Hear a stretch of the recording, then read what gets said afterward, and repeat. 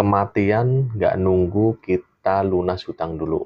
Jadi perlu diingat buat teman-teman yang sedang dan akan mengajukan hutang bahwa ketika kita meninggal dan kita masih punya tanggungan hutang, kita akan merepotkan diri kita sendiri dan merepotkan orang-orang yang kita tinggalkan.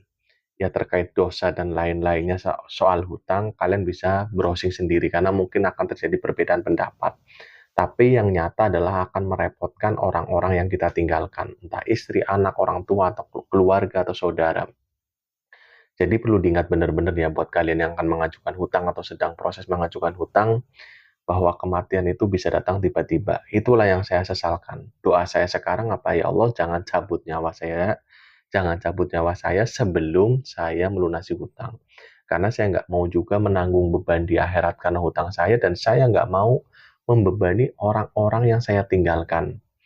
Ya kadang kita kalau ketika mengajukan hutang itu nggak berpikir panjang ya. Yang penting kebutuhan atau keinginan tercapai, urusannya nanti belakangan. Padahal bisa aja kan ketika kita mengajukan hutang, seketika kita meninggal, terus siapa yang menanggungnya? Ya kalau uang belum dipakai mungkin masih bisa ada keringanan. Tapi ketika uang itu sudah habis dipakai, terus tiba-tiba kita meninggal, mau apa? Kita nggak bisa ngapa-ngapain. Kalau mungkin di PHK atau ada hal lain tapi kita masih hidup, kita masih bisa mengusahakan. Seperti kasus saya sekarang ya, saya lagi terlilit hutang yang cukup banyak, saya masih bisa mengusahakan karena saya masih hidup. Itu pun sudah membebani keluarga saya di rumah. Mereka tidak bisa mendapatkan nafkah yang seharusnya saya kasih karena memang sebagiannya saya masukkan untuk membayar hutang. Dan apabila terjadi sesuatu dengan saya, ya saya meninggal, saya akan menyusahkan mereka. Dan ini menjadi pengingat alarm buat teman-teman di luar sana. Jangan sampai nanti kita sudah meninggal tapi masih membebani sesuatu yang nggak enak, yang memberatkan ke orang-orang yang kita tinggalkan.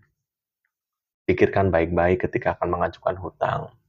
Apakah memang hutang itu urgent, harus kita ambil, atau hanya sebatas keinginan semata? Saya sering bilang ya memang ada dua versi, ada dua pro kontra ya terkait kontrak rumah ataupun KPR. Saya dulu juga berpikir sama ya, ketika kita nggak hutang maka kita nggak punya barang, kita nggak punya sesuatu. Tapi saya menyesal dengan kalimat itu. Saya lebih baik nggak punya barang dulu tapi nggak punya hutang.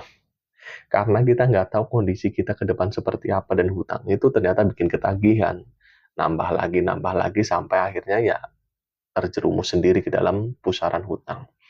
Jadi ini sebagai pengingat buat saya sendiri dan buat teman-teman di luar sana, bahwa meninggal atau kematian nggak menunggu hutang kita lunas.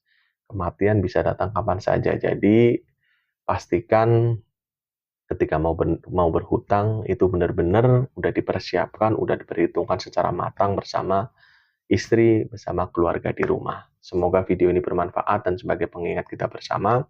Tulis di kolom komentar terkait pengalaman kalian dengan hutang.